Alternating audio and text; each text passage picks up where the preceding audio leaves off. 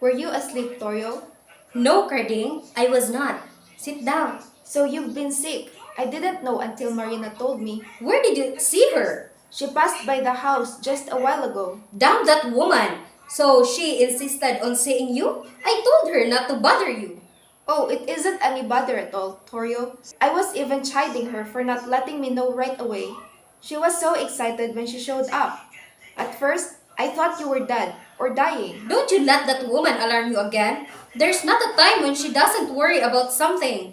Sometimes I even think she worries about what will worry her next. But she has a reason to be worried. You look very sick. I'm just a bit feverish, that's all. Your whole body is on fire. How did you get that fever? I don't know. I guess it's the tiny wound on my foot. Maybe you didn't go to the dispensary as I told you. It's not anything serious. Not anything serious? If it can put a man of your size and strength to bed, it is something serious. But you need not to worry. I sent Marina to the dispensary. What for? I told her to ask the doctor to come and look for you. She should have thought of that before. Are you dreaming? Do you think the doctor will come when we have no money to pay him? But you don't have to pay him anything. He's the public doctor. He'll treat you for free. Maybe if I go there. But do you think he'll take the trouble of coming to me? What do you think I am, a congressman? No, Torio. It's alright. I know you can't do it. Not alone. You need me, but don't get impatient. I'll get well sooner than you expect. You don't get what I mean, Torio. I'm giving it up. What? You're giving it up? You're joking. I'm not joking, Torio. But why? Have you found an easier way of making a living? I'm frightened, Torio.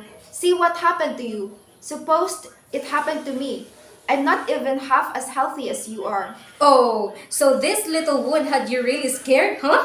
Why, it's only a scratch. It didn't even bleed a drop. You know what the old folks say about the accidents concerning the dead? What do they say? That if one gets wounded or even only scratched by the bone of the dead, he will die. And you believe that? Of course.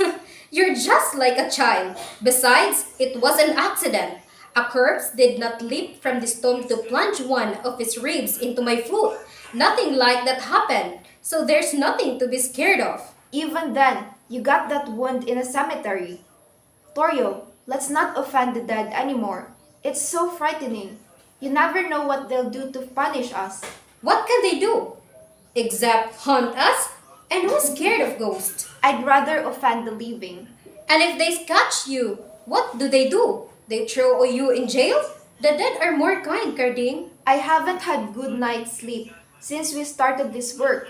It seems so mean and ugly, like stealing candy from a baby. Carding, if you start being sentimental in this world, you'll starve to death. Oh, here comes Marina. Where is the doctor, Marina? How's Torio? Where is he, Marina? Your temperature is still rising. Marina, I'm asking you, where's the doctor? He couldn't come with me. See, I told you so. I would have died of surprise if he came. Why couldn't he come? Was he busy? Well, no, not exactly. He was not. What did he say? He wants us to take Torio to the dispensary. How? He can't even sit up. Who says I can't even sit up? I can. I know I can if I really try. That doctor must be crazy. The doctor's afraid that instead of paying him, I would beg money from him. If he came, I would have really begged from him. Are you sure you tried hard enough to make him come, Marina? Of course, I did. You're both afraid I might die. For all you know, I will outlive both of you. What shall we do now? Listen to him. I'm afraid the fever has touched his brain. Let's take him to the hospital. It's not as easy as that, Carding. He hates hospital. Yes, I know. We'll drag him to it if we have to. We can't make him do anything he hates. But we can't leave him alone, Marina. He's really more sick than he appears to be. It is only his will to live that keeps him going. He'll break down soon, and it may be too late then. Hey, what are you two doing there? Whispering like two lovebirds? You'd better go down the streets and get a jeep. We haven't even a centavo to pay the driver. I'll take care of that. I have money here. What do you want a jeep for? Are you two eloping? Can't you wait till I'm dead? Torio, we're taking you to the hospital. You're not taking me anywhere. Torio, we don't have to ask you. Oh no, you speak as if you owned my body? Because I know it's for your own good. But I don't want to go. Don't tell me I can even refuse something for myself. Torio, listen to me. Be reasonable.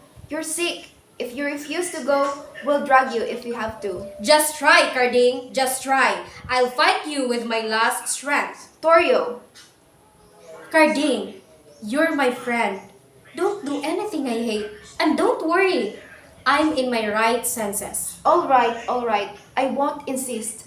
Toru, please listen to us. Why are you so worried about me? What a silly question. That's not a silly question. Why should you worry that I might die? Haven't you always wanted me to die? Toru! You were never really happy with me, were you? I know you've grown tired of me. No, Toru! Don't be ashamed to admit it. I won't mind. I confess I also get bored sometimes, but where I could always seek for change, you cannot. I can't imagine how you must feel inside.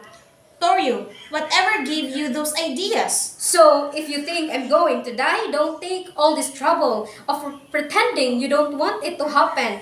Just leave me alone to die. This could be your chance to get rid of me and get another man. Cardine, for instance. Toru! He's quite a man too. Even before I'm dead and gone, he has already laid his hands on you. Toru, he's our only friend and you dare speak of him like that? Cardine, you must forgive him. He doesn't know what he's saying. Don't worry, I understand very well. See? I'm not dead yet, and already you have taken his side against me. Toru, Do you think he can take care of you as well as I have been doing? He can't even earn enough money to support himself. He cannot even take over our business when I get sick. what business? How much more if he had you to take care of? He'll starve you to death. What business does he mean, Cardine? Don't mind him, he has gone mad. So I'm mad, huh? I'll tell you what kind of business we have. Torio, It's a business that requires no capital. Torio, stop it. Why? Are you ashamed to let others know the dad have been supporting you all along? What does he mean, Cardine? Don't listen to him. He's out of his mind. Really? Do you want to know where the money I bring home comes from? Do you believe I really earn it by breaking my back at the waterfront? I fooled you so well, you never even suspected. Just what did you do? To put it plainly, Torio, I robbed the dead around us. What? You mean... I was one of those who forced open the graves of the dead. And you stole? From them? Yes, and why not? Rich people are always buried with something valuable on them. Rings, earrings, necklaces, watches, and gold teeth. Why let such treasures rot under the ground, while above the ground, people like us are starving? Toru, you didn't do that. You didn't. But I did. You can ask Cardine. He was with me all the time. At first, he was scared to death. He would tremble and perspire, but later on, I didn't want to. but he had to, because he had to eat, even from a dead man's hand.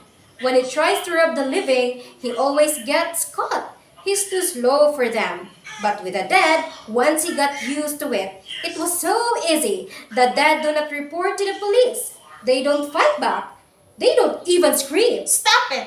I can't stand it. Oh, the poor sacred dead. What's so sacred about them? They're dead.